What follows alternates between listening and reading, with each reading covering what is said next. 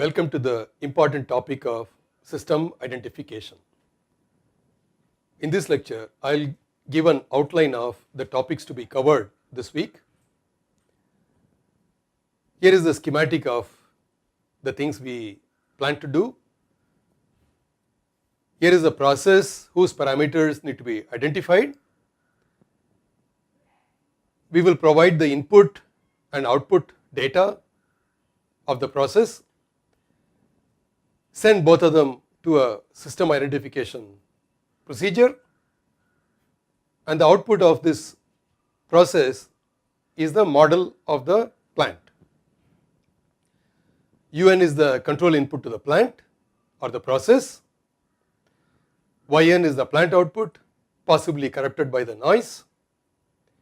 And we want to model the plant based on these measurements. Here is the model that we would consider. UN is the control input, CN is the white noise. We want to determine the plant transfer function G of Z and the disturbance transfer function H of Z from the data. Data are UN and YN. It is often difficult to converge to the correct solution in one go. We will propose a two-step approach to address this problem. Okay, step 1, we will first find the plant transfer function G only, assuming the noise to be white.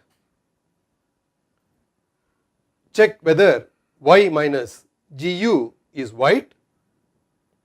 If it is white, the problem is solved. If not, let Y minus GU equals V. So V is obtained, C is white noise. Determine the transfer function Hz between these two. So the simpler problem is here. We will consider the case where the noise is white. This can be written mathematically as follows: Y equals GU plus C. We will develop theory to identify such models. We will review the concept of white noise. We will also develop other required machinery. We will create data of this type. We will assume a model. We will create data U and C. We will excite such a model with this U and C, determine the plant output Y. Then we try to back calculate the model G, assuming only Y and U. We will pretend that we do not know G and estimate them. We will use autocovariance function and cross covariance function to determine the model. The model in this case is the impulse response coefficient set. This is autocovariance function. Here we have cross covariance function.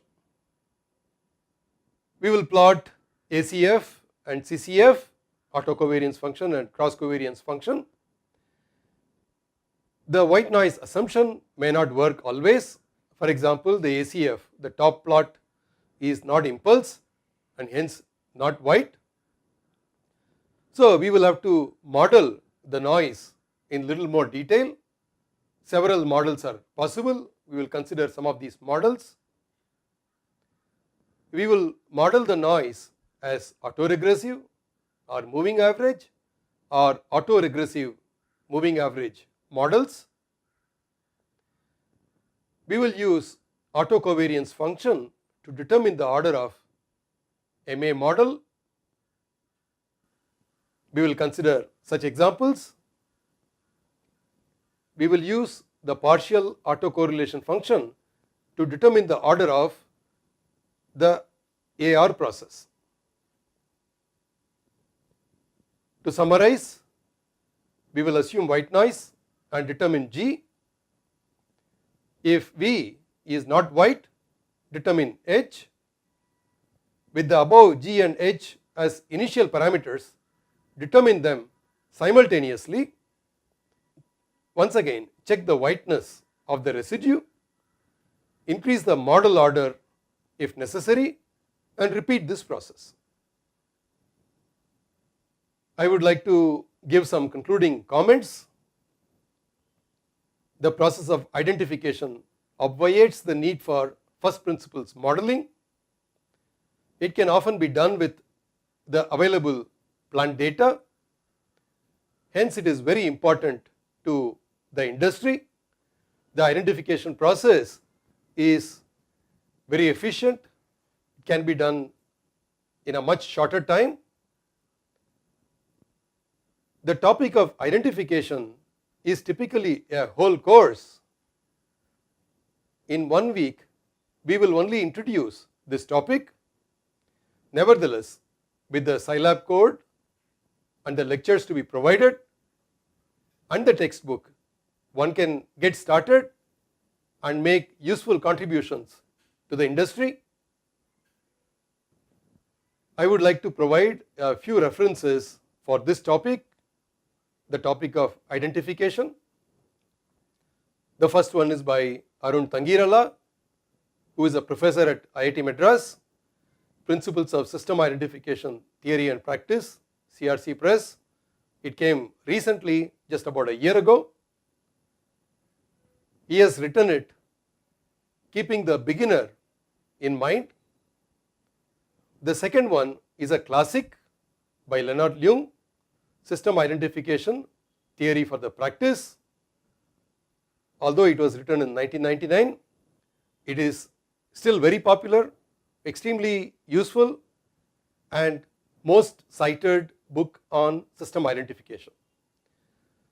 Finally, we are in the process of developing a system identification toolbox for Scilab. It will be available soon in our website. I hope you would go through the material to be presented in this week, understand them, practice using the Scilab code, modify the code, run them. It should be possible because Scilab is open source software. You can freely download and use them. I hope you will find the topic of system identification to be presented in this week to be useful, and we would look forward to your feedback and suggestions for improvement. Goodbye.